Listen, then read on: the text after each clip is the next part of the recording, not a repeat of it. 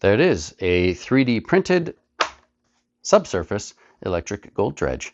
This guy will run for about 2 hours on a 30 amp hour battery, decent suction through the included 10-foot suction hose, and everything that you would need, including your 10-foot electrical extension cord there, little clips to go onto your battery, and the bilge pump that has a impeller installed already and a screen around it and a little adapter and everything. Everything that you need to go gold dredging comes in this box, excluding a battery and a charger for your battery. Now you can take any 12-volt battery to run this thing. I would recommend, I'm not tied to any brands, just that eco-worthy 30 amp hour one. It's very, very affordable. You can find them on Amazon or eBay. And that's like a 2-hour runtime in like a 7-pound battery. Now, whatever brand you get, I just highly recommend a lithium iron phosphate battery. They're way lighter than lead acid. You can fully discharge them all the way to the bottom without damaging them, and you'll get about 3,000 cycles of useful life out of one of those things. So thanks to that battery technology, you can hike one of these things out into the woods and get a good solid 2 hours of either assisted sniping or prospecting for little cracks. If you did bring a couple batteries, depending on where you are, I mean, you can find decent gold just swimming around with a snorkel and a mask. So you add one of these things in, you put 4 hours in, and I imagine you could probably pay it off fairly quickly in certain areas with the current gold price. But the 3D file for this is available through my website, utmostoutdoors.com, and you can download and print all of this, but then you have to find your own, pop bottle floats, get your own wiring set up. You'd have to get your own bilge pump and just sort of put everything together. And the hose here, this is like the good dredge hose stuff. And I've basically just taken all of that work and stuck it into one box that you can get delivered to your door, open it up, add a battery, you're good to go. So that's what it is. To anyone who's new here, I'm just going to give you a quick once over of what this thing is. It's basically, it all comes apart. So there's these little clips that go around that hold everything together and keep the trays in so nothing goes anywhere. But the second you pop one of these clips off, there's a little retaining clip that can go underneath optionally as well to really keep it together. It just comes apart. And with it apart, you can pop a tray out like this. Every one of these is going to come with 2 of these trays for here and here. And that's just a standard drop riffle tray. The type of gold you're going after, like my channel might be known for like fine flour gold. This is not a fine flour gold machine. It's a subsurface sluice.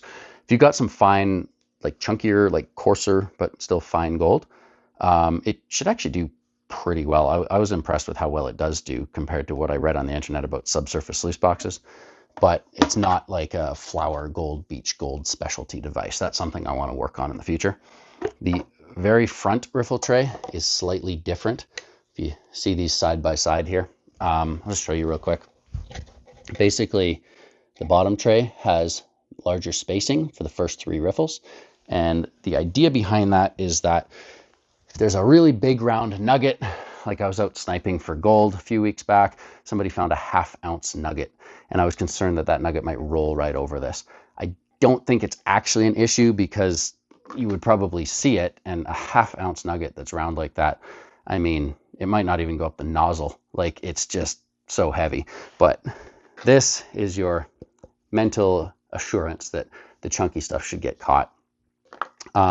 Yeah, so then you've basically got your 3 riffle trays, and it's really simple to just sort of snap these on. They sort of hold themselves in place, and once you put the retaining straps on, it's not going to come apart in the water.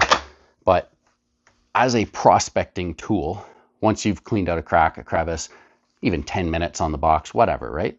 Take the thing, tip it upside down, dump it into a bucket, and you're back to running again. And you can sort of see exactly where you're at and what's going on, how good the ground is. It's just a really simple system for that, not to mention when it's all apart, like I'll show you it in one of the boxes back there, but you could fit the whole thing inside a backpack, like not strapped on the outside or anything, but just like you can actually hike this some places. And I included this is like an optional miner's moss tray.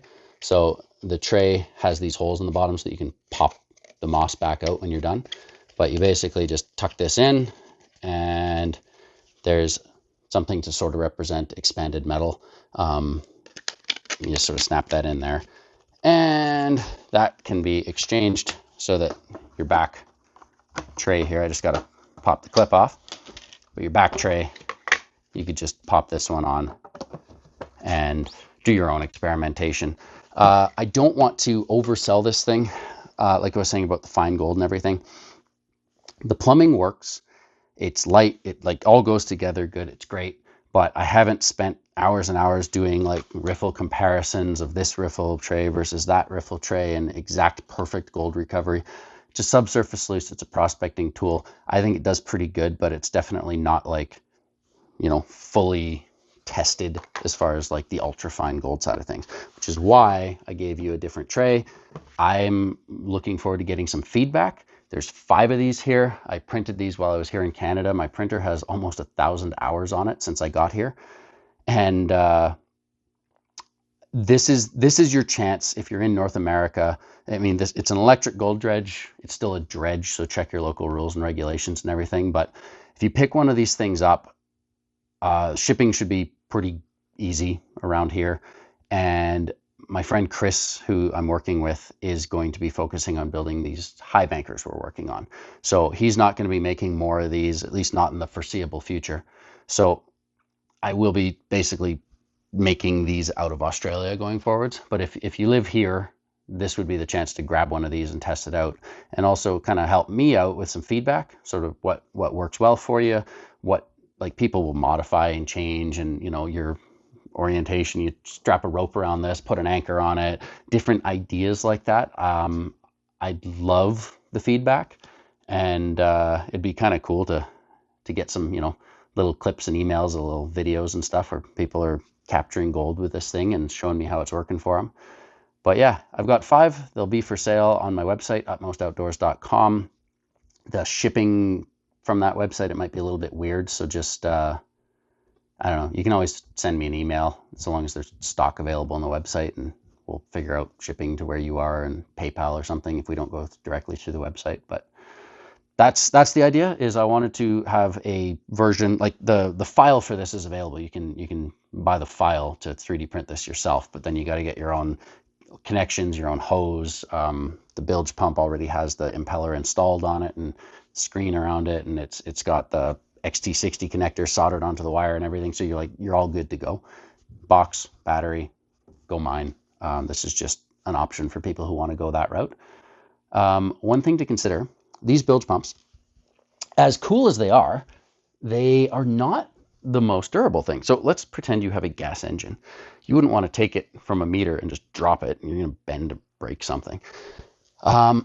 Same thing applies with these bilge pumps. So this is what the motor looks like inside one of these bilge pumps, and it's heavy. Like, that's where all the weight comes from. It's this big boat anchor of a motor. And you'll notice the bottom here, there's this plastic stuff here that's all kind of cracked apart.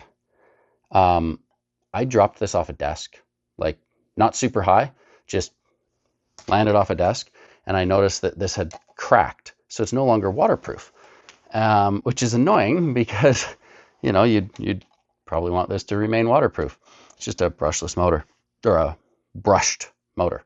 Now, one of the things I want to work on from Australia, this little guy here, not cheap, but it is a fully epoxy potted, waterproof, like they've got resin encased stainless steel bearings.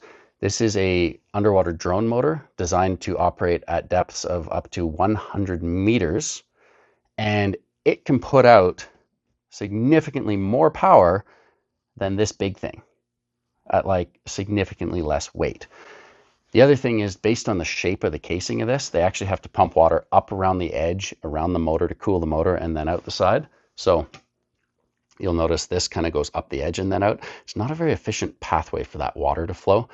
And the actual space underneath for me to 3D print a custom, you know, 6-blade closed-faced impeller, I was able to get some improvements, but I'm still limited, like, to the form factor of this casing. So what I'm hoping is that I can have something that weighs half as much, puts out twice the power, because it's brushless, it should be more efficient than the brushed version. It should also last longer because your brushes won't wear out, and you don't have to worry about water seeping in through the seal and rusting up your bearings because it's stainless steel bearing. It's designed to be run in the ocean. Like, so I'll have to test this to see, but it should last longer. And then I'm able to make a more accurate, like the actual design of this doesn't have to fit a case. It can be the correct, like, engineered design for the impeller.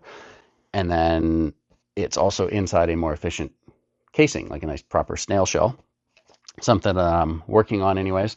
So that unit's going to be a lot pricier because I would print it all out of carbon fiber nylon or polycarbonate or something like that. Just this motor costs more than one of those bilge pumps as it is. Plus you need like the speed controller and all the stuff that's going to go into it. But I think it could be a really interesting option for people who want to high bank electrically. Like currently a gas pump is great if you're far from the river, if you're going up a hill. The bilge pumps put out a lot of water when they're right next to your high banker, but when you have to pump a distance, they just really don't have head pressure. So if I can fill that gap and give you a brushless system that's about twice the power, and actually you can, run a good size high banker with a brushless electric bilge pump, I think that would be kind of a useful thing. And so that's like a product I'd like to develop over the next few months. And then potentially I can incorporate that pump into a future slightly larger subsurface gold dredge. So that's kind of what's coming up. It'll be a while. It'll all be done out of Australia. I don't think the shipping from Australia is going to be terrible or anything, but that's what I'll be up to. And in the meantime, if anyone basically just wants, like, this is probably the cheapest you're going to be able to get a 2-inch package, including a bilge pump. If you already have a bilge pump, just call it a spare. I've put a spare impeller in everything as well, so you get a couple impellers. Yeah, hopefully this helps some people out, and if not, they're going to be sitting here in Calgary awaiting shipping. So just, check the website. That'll show you whether there's stock or not. And then, get in touch and we'll ship you one of these if it's something you're interested in. Till next time, I guess I'll see you in Australia, or whatever little clips of videos I come out with in the next little while from, I don't know, I've just been videoing random stuff, but I haven't been getting like a proper amount of video of the high banker build or anything. So we'll see what I can put together. But anyways, until next time, cheers, and thank you for watching, everyone.